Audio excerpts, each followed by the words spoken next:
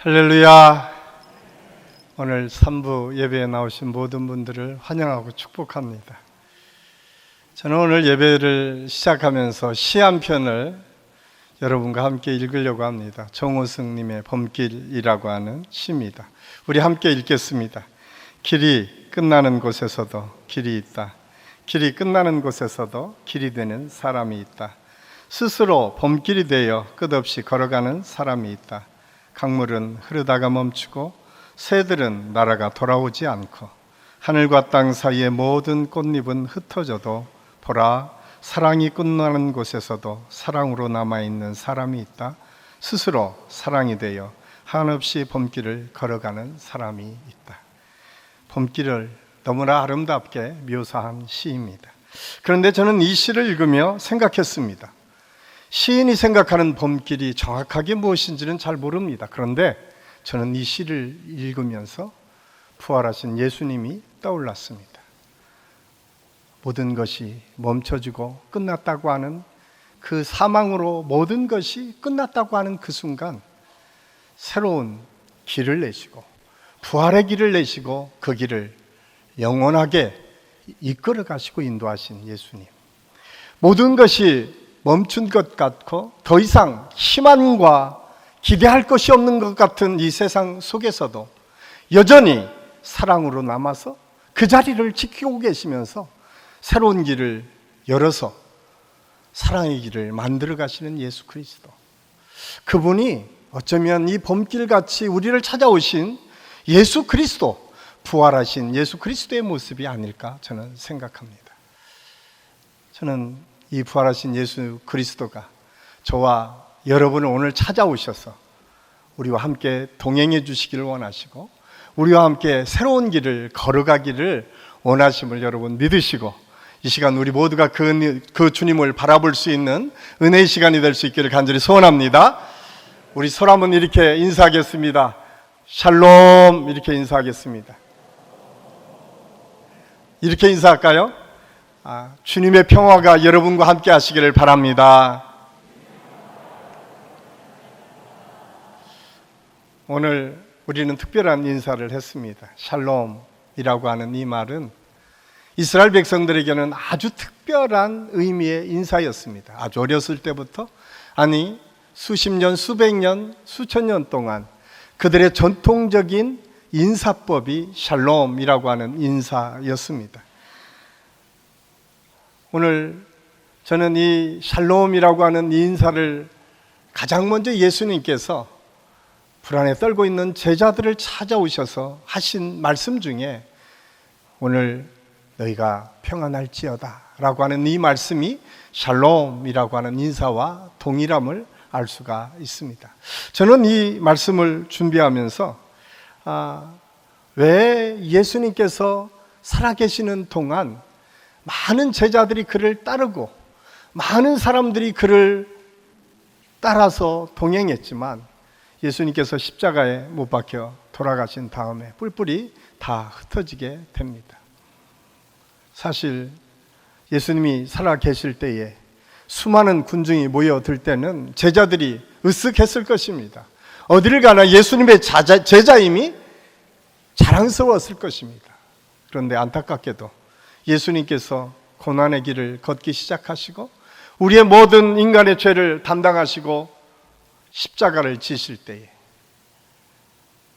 예수님이 계실 때 호언장담하면서 다른 사람은 다 배반해도 나만큼은 절대 배반하지 않겠습니다 라고 다짐했던 사도 베드로, 그런 조그만 소녀가 너도 같은 배 아니냐?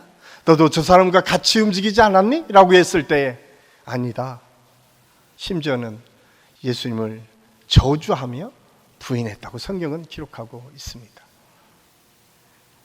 뿐만 아니라 제자들은 뿔뿔이 다 흩어졌습니다. 더 이상 기대할 것이 아무것도 없다는 생각에 자기 고향으로 가서 옛날에 생업으로 다 돌아갔음을 성경은 우리에게 증언해주고 있습니다. 이렇게 두려움 속에 빠져 있었던 제자들을 갑자기 오늘 우리가 읽은 본문은 19절에서 예수님께서 등장하심을 우리에게 말씀해 주고 있습니다. 오늘 본문은 정확하게 장소가 명시되지 않았지만 어쨌든 제자들이 한 곳에 모여 있었고 그 모인 곳에 예수님께서 갑자기 나타나셨음을 성경은 우리에게 말씀해 주고 있습니다. 그러면서 예수님께서 가장 먼저 하신 말씀이 너에게 평안이 있을지어다, 이 말씀이에요. 샬롬 하라고 하는 것입니다. 이 샬롬의 역사가 너에게 있기를 바란다라고 하는 말씀이 오늘 예수님의 첫 말씀이었음을 우리가 알 수가 있습니다. 이 샬롬이라고 하는 헬라어는 에이레네라고 하는 말로 사용되고 있습니다. 이것은 평강, 평화라고 하는 의미입니다. 이 평강, 평화라고 하는 의미는 이스라엘 백성들에게 샬롬이라고 하는 의미로 오랫동안 기억됐고 또 누구나가 쉽게 하는 인사였습니다. 그런데 이 샬롬에 담겨져 있는 의미는 우리가 생각하는 것보다 훨씬 더 포괄적이고 우리 모든 삶의 전반에 영향을 끼칠 정도로 확대돼서 해석될 수 있는 말임을 알 수가 있습니다. 평강은 능동적이고 적극적인 개념의 단어입니다. 전쟁과 갈등이 멈춰진 평화를 의미합니다. 온전한 삶, 번영과 형통, 건강이나 치유의 의미도 이 안에 있습니다. 불의를 제거하고 공의를 세우는 것, 무질서에서 질서의 삶으로 변화시켜 나가는 것, 이것이 샬롬이다라고 이스라엘 백성들은 알았고 그렇게 전해지고 있었음을 알 수가 있습니다. 물론 이 샬롬이라고 하는 의미 속에는 마음의 평강의 의미도 있습니다. 그런데 마음의 평화라고 하는 의미보다는 외적으로 더 적극적으로 개입하여서 다툼이 있는 곳에 평화를 만들어라. 슬픔과 좌절이 있는 곳에 다시 기쁨과 축복으로 바꾸어라 라고 하는 아주 능동적이고 적극적인 의미가 이 샬롬이라고 하는 말 속에 있음을 우리는 알아야 됩니다.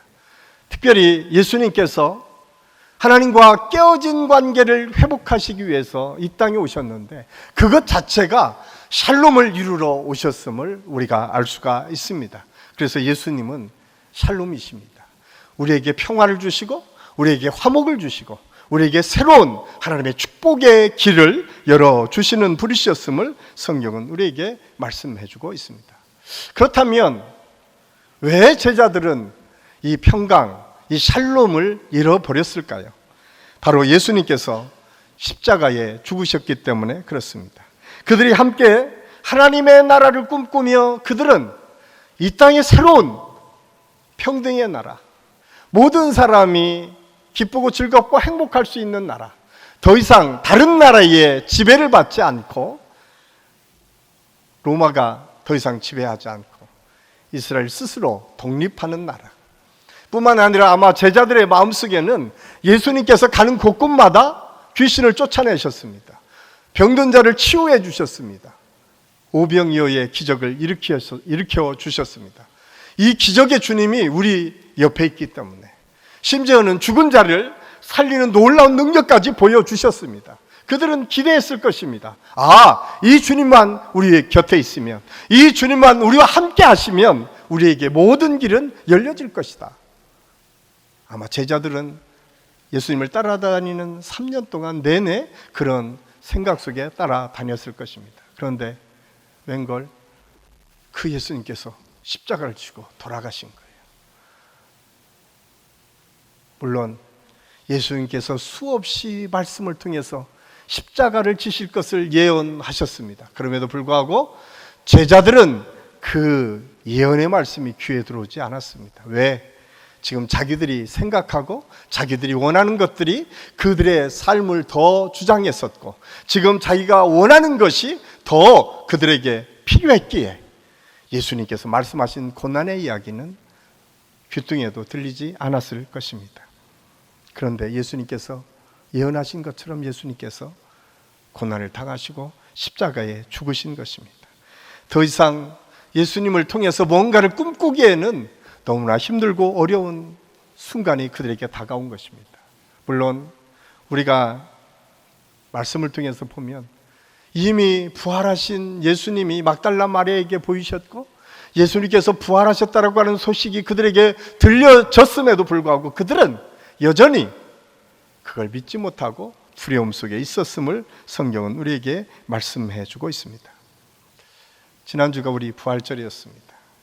여러분, 많은 그리스도인들이 부활절은 온 인류를 구원하시기 온 이 땅에 오신 예수 그리스도가 죽으셨다가 부활하신 날을 기념하는 날입니다. 그런데 여러분, 한 주 동안 저와 여러분의 삶을 한번 되돌아 보십시오. 여러분은 정말 부활의 기쁨 속에 사셨습니까? 우리가 부활절을 지나면서 부활은 하나의 형식적인 하나의 우리가 지키는 절기로 끝나버리지는 않았습니까? 여전히 우리는 우리의 삶의 현실에 우리의 마음이 빼앗기고 지금 답답하고 힘들고 어려운 상황 속에 우리가 주저앉아 있고 있지는 않습니까? 저는 오늘 이 현장에 예수님께서 다시 저와 여러분에게 찾아오셔서 말씀하십니다. 평안할지어다. 샬롬을 이루며 살아라. 나와 함께 이 땅에 샬롬을 이루며 살자라고 우리에게 도전하고 충동하시는 예수 그리스도의 그 말씀 앞에 우리가 설 수 있기를 간절히 소원합니다. 그러기 위해서 필요한 것이 무엇인가? 오늘 말씀을 통해서 샬롬을 이루기 위해서 우리에게 필요한 것은 가장 먼저 예수님을 인격적으로 만나는 것에서부터 출발함을 오늘 성경은 우리에게 말씀해 주고 있습니다. 오늘 본문 19절은 갑자기 제자들 곳 가운데 서 계신 예수님을 묘사하고 있습니다. 단순히 영적인 형태로 예수님께서 등장한 것이 아닙니다.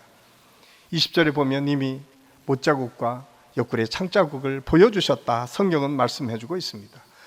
뿐만 아니라 제자들과 대담하고 이야기를 나누시는 예수님의 모습을 보여주십니다. 그렇습니다. 오늘 이 말씀을 통해서 우리가 깨닫는 것은 샬롬은 이렇듯 부활하신 예수님을 만남으로부터 시작된다고 하는 사실을 성경은 우리에게 말씀해 주고 있습니다. 예수님을 인격적으로 만나기 시작하면 우리 삶 가운데 샬롬이 시작된다라고 하는 사실을 성경은 우리에게 말씀해 주고 있습니다. 그렇다면 예수님을 인격적으로 만난다는 것은 무엇일까요?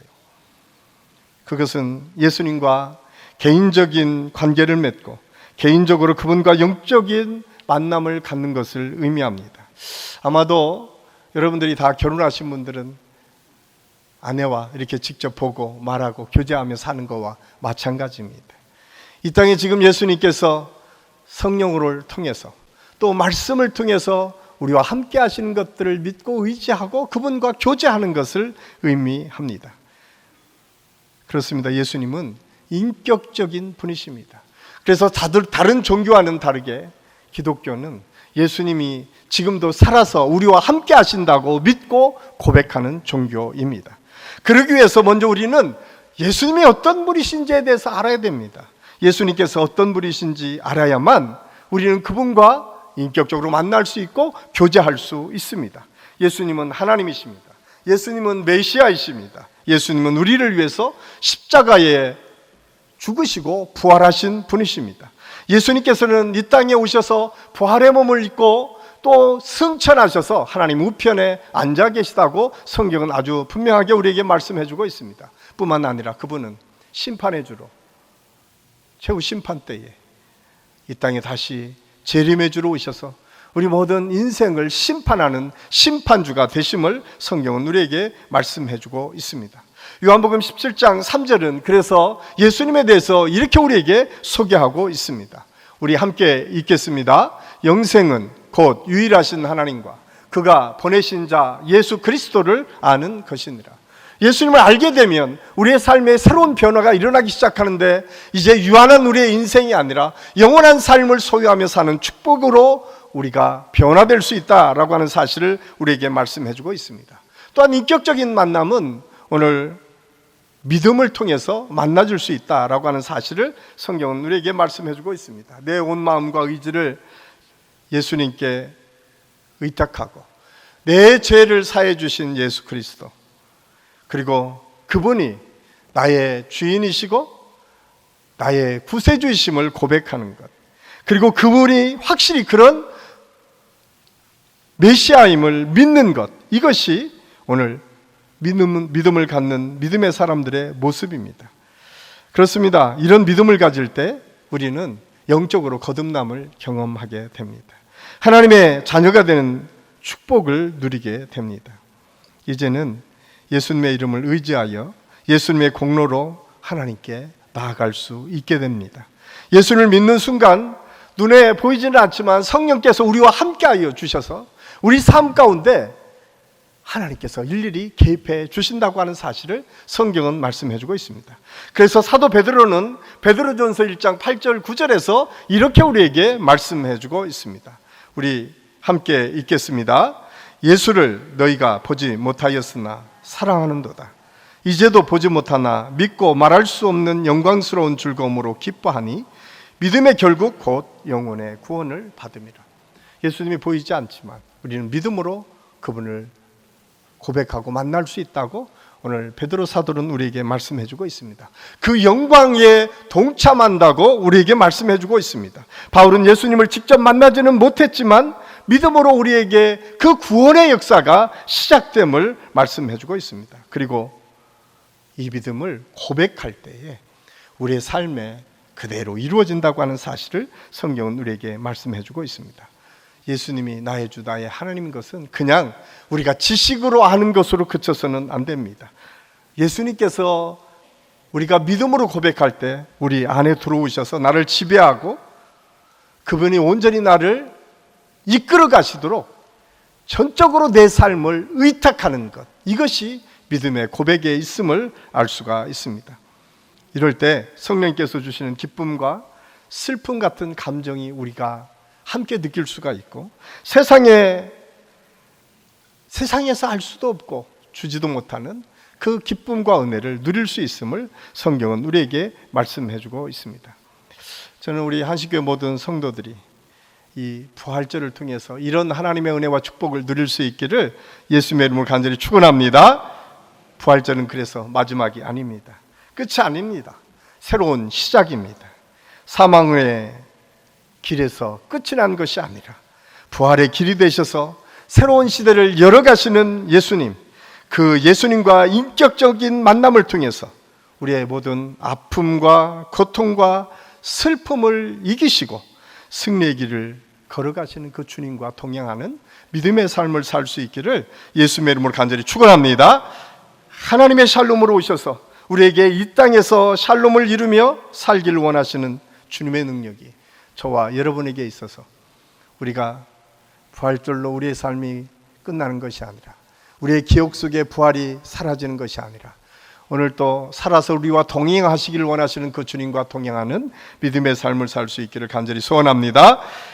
샬롬은 확실한 성경의 말씀을 깨달음으로 이룰 수 있습니다. 본문 19절은 유대인들이 두려워하여 문을 굳게 잠그고 있었다고 성경이 말씀하고 있는데 이 현장에 똑같은 본문을 누가복음에서는 이렇게 증거하고 있습니다. 누가복음 24장 37절 말씀해 보면 그들이 놀라고 무서워하여 그 보는 것을 영으로 생각하는지라. 갑자기 등장하신 예수님, 그들은 이해가 되지 않았습니다. 문을 잠그고 있었는데 예수님이 갑자기 그 앞에 나타나서 말씀하시는 거예요. 그들은 두려워 떨었습니다. 오늘 무서웠다고 성경이 기록하고 있어요. 그 이유가 무엇입니까? 가장 먼저는 그들이 문을 닫은 이유입니다. 유대인들에 의해서 공격받을까 봐 그들은 무서워했습니다. 더 이상 예수당이라고 하는 소리를 듣고 싶지 않아서 그들은 숨어 있었습니다. 뿐만 아니라 갑자기 그들 앞에 나타나신 예수님이 어떤 분이신지에 대해서 잘 알지 못했기 때문에 그들은 두려웠습니다. 오늘 성경은 갑자기 나타난 예수님을 통해서 들려진 이 말씀을 통해서 다시 예수님이 어떤 존재인지, 예수님은 단순히 부활하신 몸으로 이 땅에 오신 그 주님은 부활체로, 영성체로 우리가 차원이 다른 몸으로 부활하셨음을 성경은 우리에게 말씀해주고 있습니다. 그렇게 놀라는 제자들에게 예수님께서 이렇게 말씀하십니다. 누가복음 24장 39절 말씀해 보면 그 손과 발을 보고 나인 줄 알라. 또 나를 만져보라. 영은 살과 뼈가 없으되 너희 보는 것 같이 나는 있느니라. 참 놀랍지 않습니까? 예수님의 부활의 몸은 이렇듯 우리가 느끼고 우리가 만지고 체험할 수 있는 우리가 똑같은 육신의 몸도 입었다라고 하는 사실을 성경은 우리에게 말씀해 주고 있습니다. 이런 확증이 제자들에게 부활하신 예수님이 보여주심으로 확실하게 증거하고 있습니다. 그럼에도 불구하고 예수님께서 이제 승천하여서 우리 곁에 계시지 않기 때문에 우리는 여전히 목말라 합니다. 예수님의 제자들이 못자국과 그 옆구리를 만진 것처럼 우리도 그렇게 확실한 증거를 주십시오 라고 하는 생각이 오늘 우리 그리스도인들 안에 참 많이 있습니다. 그런데 그 확증의 역사가 이런 확실한 못자국처럼 우리에게 확실하게 예수님이 부활하셨다라고 하는 증거를 보여주시는 말씀이 바로 하나님의 말씀 성경입니다. 그래서 요한복음 5장 39절에서 예수님께서 미리 죽으실 것을 예언하시면서 이렇게 제자들에게 말씀하십니다. 우리 같이 한번 읽겠습니다. 너희가 성경에서 영생을 얻는 줄 생각하고 성경을 연구하거니와 이 성경이 곧 내게 대하여 증거하는 것이라. 아멘. 오늘 말씀해 보면 이 성경이 곧 예수님에 대해서 증거한다는 거예요. 예수님의 영생의 역사가 있음을 성경이 아주 분명하게 선언하고 증거한다고 오늘 우리에게 말씀해 주고 있습니다. 그럼에도 불구하고 우리는 여전히 연약해서 뭔가 확증이 있었으면 좋겠다라고 때로는 기도원에 가기도 하고 때로는 뭔가 이렇게 보여지는 환상을 보기를 원하기도 합니다. 물론 성령의 역사를 통해서 이런 확증들이 없었던 것은 아닙니다. 초대 기독교 역사를 보면 초대교회 안에 참 많은 이런 이적과 이사들이 많이 일어났었습니다. 한국교회에서도 아주 없었던 것이 아닙니다. 한국교회 안에서도 초창기 부흥회 때마다 입신의 역사도 있고 방언의 역사도 있고 치유되는 역사도 경험했었습니다. 그런데 이러한 이적과 기사와 이러한 뜨거움과 열정과 기도 이런 역사보다 더 확실한 것은 만고 불변의 하나님의 말씀, 기록으로 된 이 성경 말씀이 영원히 변하지 않는 확증임을 믿으시고 우리 모두가 이 믿음으로 나아갈 수 있기를 간절히 소원합니다. 오늘 이 믿음으로 나아갈 때에 성경은 우리에게 아주 분명하게 이 말씀을 통해서 주시는 특별한 은혜가 있음을 우리에게 가르쳐주고 있습니다. 그래서 사도 바울은 디모데후서 3장 16절 17절에서 이 성경의 말씀이 얼마나 우리 삶에 유익한지를 이렇게 증언하고 있습니다. 우리 함께 읽겠습니다. 모든 성경은 하나님의 감동으로 된 것으로 교훈과 책망과 바르게 함과 의로 교육하기에 유익하니 이는 하나님의 사람으로 온전하게 하며 모든 선한 일을 행할 능력을 갖추게 함이라. 아멘. 성경에는 구원에 필요한 충분한 지식과 지혜가 담겨져 있습니다. 성경은 하나님의 감동으로 쓰여졌습니다. 인간의 사유와 번뇌의 결과가 아닙니다. 인류의 축적된 지식도 아닙니다. 성경은 온 인류를 만드시고 창조하시고 지금도 이 삶을 이끌어 가신 전능하신 하나님께서 직접 하나님의 사람들을 통해서 감동하시고 하나님의 사람들을 통해서 쓰도록 증거하신 말씀임을 성경을 통해서 우리가 깨닫게 됩니다. 사랑하는 한식교회 성도 여러분, 예수님께서는 성경이 자기를 증언하는 것이라고 말씀하십니다. 그리고 성경을 통해서 지금 여기에 있는 우리와 만나기를 원하십니다. 소통하기를 원하십니다. 은혜 베풀어 주시기를 원하십니다. 지금 예배드리고 있는 우리 모두에게도 말씀으로 하나님과 만나고 하나님께 주신 구원의 확증을 통해서 우리의 삶을 더 풍성하게 이끌어갈 수 있는 은혜가 있기를 예수님의 이름으로 간절히 축원합니다. 마지막으로 오늘 샬롬은 성령의 능력을 통해서 이루어짐을 우리에게 말씀해주고 있습니다.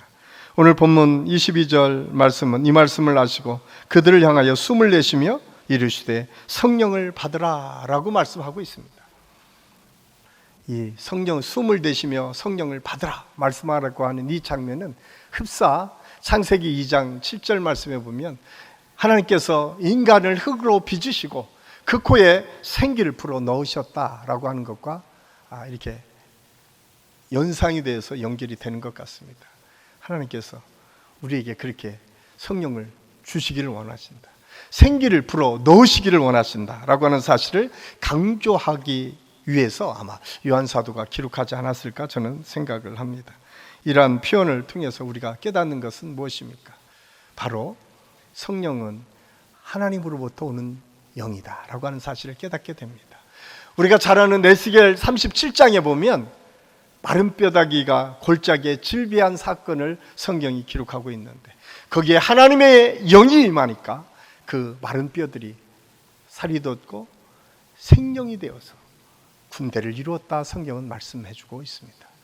저는 이 숨을 내쉬며 성령을 받으라고 하는 이 말씀을 묵상하면서, 저는 오늘날 지치고 힘들고 어려운 삶 때문에 마른 뼈처럼 더 이상 아무런 기대와 소망이 없는 자처럼 살아가는 우리 믿음의 사람들을 향해서, 어쩌면 부활의 놀라운 역사가 우리 속에 임했음에도 불구하고 여전히 삶의 여러 가지 형편과 어려움 때문에 주저앉아 있는 저와 여러분을 위해서 우리 주님께서 다시 말씀하십니다. 너희가 성령을 받고 일어서라. 성령을 통해서 다시 일어서서 샬롬으로 나아가라 말씀하고 있음을 오늘 성경을 통해서 깨닫게 됩니다. 이 은혜가 저와 여러분에게 있기를 간절히 소원합니다. 그런데 23절은 이어서 이 성령을 말씀하시면서 이렇게 말씀합니다. 너희가 누구의 죄든지 사하면 사해질 것이요 누구의 죄든지 그대로 두면 그대로 있으리라 하시니라. 이때 죄사함의 능력은 내가 누군가를 용서해주고 누군가의 죄를 그대로 잊게 하는 휘두르는 권세를 이야기하는 것이 아닙니다. 오히려 피 흘리신 예수님의 피, 죄사함의 능력을 그의 제자가 됨으로써 얻게 되는 것을 의미합니다. 다시 말해서 성령을 받으면 죄를 용서할 수 있는 능력을 갖게 된다는 겁니다. 바로 이러한 마음을 가지고 이를 실천하며 살라고 다시 예수님께서 파송하는 장면이 오늘 23절 말씀입니다. 사실 전체적인 내용을 보면 갑자기 24절, 3절 이 말씀을 많은 학자들이 왜 예수님께서 여기에서 이 말씀을 하셨을까 잘 이해가 되지 않았습니다. 그런데 저는 이 말씀을 묵상하면서 다시 예수님께서 우리를 샬롬의 사람으로 파송하는 장면이 이 말씀의 내용이다, 저는 그렇게 받아들여졌습니다. 영국의 시인이며 모더니즘의 대표적인 작가였던 오드는 우리가 사는 이 시대를 가리켜서 불안의 시대다라고 말합니다. 과연 우리는 오늘날 다른 어느 시대보다 더 불안한 시대를 살고 있습니다. 전 세계적으로는 우크라이나의 전쟁, 또한 핵 전쟁의 위험 속에 우리가 노출되어 있습니다. 자원 고갈 문제, 공해 문제, 식량 문제, 자산 폭발 테러 문제, 핵 전쟁의 위협 등 끊임없이 우리 지구촌 삶에 이 우리의 불안 요소들이 너무나 많이 있습니다. 가까이 우리 나라는 어떻습니까? 코로나로 인해서 너무 오랫동안 막혀 있기도 했지만 이제 좀 좋아지니까 여러분 정말 좋은 일들이 많아지는 것처럼 보여집니까? 사실 가장 큰 문제는 우리 젊은이들이 어떻게 이 땅의 실업을 극복하고 살까라는 고민이 있는 나라가 됐습니다. 매일매일 매스미디어는 서로 잘났다고 싸움하는 정치의 모습들이 계속 보여지고 있습니다. 국민을 생각하기보다는 자기들의 이익만을 추구하려고 하는 많은 집단들이 이제 자기들의 소리를 내기 시작했습니다. 물론 중요합니다. 그러나 더 중요한 것은 이 모든 것 속에서 서로 화해하고 용서하고 하나 되는 역사를 어떻게 이룰 것인가가 더 중요합니다. 저는 한식교회 모든 성도들이 관심이, 물론 나라를 위해서, 민족을 위해서, 이 땅에 정말 정의와 평화가 이루어지기를 위해서 기도해야 됩니다. 그런데 더 중요한 것은 나로부터 평화를 이루는 믿음의 삶을 살 수 있어야 됩니다. 우리 가정에서, 우리 직장에서, 내가 만나는 사람들과의 관계 속에서 평화를 이룰 수 있어야 됩니다. 그러기 위해서 이 샬롬을 이루기 위해서는 초월적인 하나님께서 주신 평안이 우리에게 있어야 돼요. 그래서 요한복음 14장 27절에서는 이렇게 우리에게 말씀합니다. 우리 함께 읽겠습니다. 평안을 너희에게 끼치노니 곧 나의 평안을 너희에게 주노라. 내가 너희에게 주는 평안은 세상이 주는 것과 같지 아니하니라. 아멘. 하나님께서 주신 이 평안이 우리 안에 있을 때 우리는 평안을 이루는 믿음의 사람으로 살 수 있습니다. 초대교회 교부 중에 한 사람이었던 크리소스톰이라고 하는 위대한 교부가 있었습니다. 그는 어디서나 예수 그리스도의 복음을 증거했습니다. 로마가 황제가 지배했던 시대에 예수님을 증거하는 것은 위법이었습니다. 그럼에도 불구하고 크리소스톰이 예수님을 증거하니까 그를 잡아다 가둡니다. 그래서 그렇게 얘기합니다. 저 사람을 아주 문제 있는 사람이기 때문에 황제가 독방에 놔라라고 하니까 그 사람은 그렇게 얘기하는 거예요. 안 됩니다. 저 사람은 독방에 들어가면 더 하나님과 깊은 교제에 들어가서 더 기도를 열심히 합니다. 그래? 그러면 어떻게 할까? 그러자 황제가 그렇게 얘기합니다. 악한 강도나 악한 일을 한 많은 범죄인과 함께 그를 집어넣어라. 그러니까 그것도 안 됩니다. 왜냐하면 아무리 악한 범죄를 저지른 사람이라도 크리소스톰이 들어가면 예수 그리스도의 복음을 듣고 변화되어서 전도가 되기 때문에 안 됩니다. 그러자 화가 난 황제가 그럽니다. 그러면 저 크리소스톰을 당장 꺼내서 목을 베라. 그러니까 신하가 그렇게 얘기합니다. 그건 더더욱 안 됩니다. 목을 베도 순교가 최고의 영광이라고 생각하는 저들은 순교하면 더 많은 사람들이 예수님을 믿을 것입니다. 어떤 상황에서도 흔들리지 않는 믿음. 그건 세상이 주는 샬롬이 아니었습니다. 크리소스톰은 어떤 상황에서도 흔들리지 않고 하나님께서 주시는 평안으로 그 상황에 맞게 주님을 증거하는 믿음의 사람으로 그는 살았습니다. 사랑하는 한신교회 성도 여러분, 부활 이후에 우리를 찾아오신 예수 그리스도, 그분이 저와 여러분을 향해서 오늘 말씀하십니다. 평안할지어다. 이 평안할지어다라고 하는 이 말씀은 사도 바울이 고린도후서 5장 18절 19절을 통해서 이렇게 해석하고 있습니다. 우리 함께 읽겠습니다. 모든 것이 하나님께로부터 났으며 그가 그리스도로 말미암아 우리를 자기와 화목하게 하시고 또 우리에게 화목하게 하는 직분을 주셨으니 곧 하나님께서 그리스도 안에 계시사 세상을 자기와 화목하게 하시며 그들의 피해를 그들에게 돌리지 아니하시고 화목하게 하는 말씀을 우리에게 부탁하셨느니라. 아멘.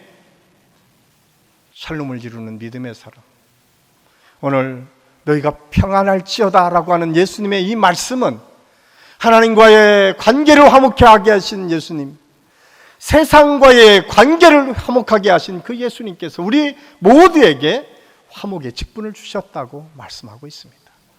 너희가 가는 곳곳마다 화목의 사람이 되어서 화목을 이루는 사명을 감당하라고 부탁하셨다고 성경은 우리에게 말씀해주고 있습니다. 사랑하는 한신교회 성도 여러분, 부활 이후 우리는 부활적으로 우리의 삶이 끝난 것이 아니라 다시 이 땅에 오셔서 사랑으로 그 자리를 지키시면서 새로운 길을 열어가신 예수 그리스도, 하나님과 화목을 이룰 뿐만 아니라 인간과 인간과의 관계 속에서 화목을 이루고 집단과 집단과의 관계 속에서 화목을 이루고 세상과 세상 가운데 화목을 이루고 인간과 이 자연과의 관계 속에서 화목을 이루신 그 하나님의 능력의 역사, 그 주님께서 지금 우리에게 다시 부탁하신다고 말씀하고 있습니다. 너희가 화목의 직분을 가진 사람들이다. 너희가 가는 곳곳에 그 화목의 역사가 있을지어다. 저는 이 은혜가 우리 한신교회 모든 성도들에게 있어서 우리 성도들이 가는 곳곳마다 이 화목의 역사가 계속 이어질 수 있기를 예수님의 이름으로 간절히 축원합니다. 기도하겠습니다. 사랑의 아버지 하나님, 은혜를 감사합니다. 오늘 말씀을 통해서 부활 이후에 우리를 찾아오신 예수 그리스도, 그분을 통해서 하나님의 놀라운 역사가 시작되었음을 말씀을 통해서 배웠습니다. 우리 한신교회 모든 성도들이 그 예수님과 인격적으로 만나고 하나님의 말씀을 통해서 깨달아지고 우리의 영역이 더 넓어짐으로 인해서 화목의 직분, 어디를 가나 모든 사람에게 사랑을 나누고 화목하게 하는 그 믿음의 역사를 이룰 수 있도록 인도하여 주시옵소서. 예수님의 이름으로 감사드리며 기도하옵나이다. 아멘.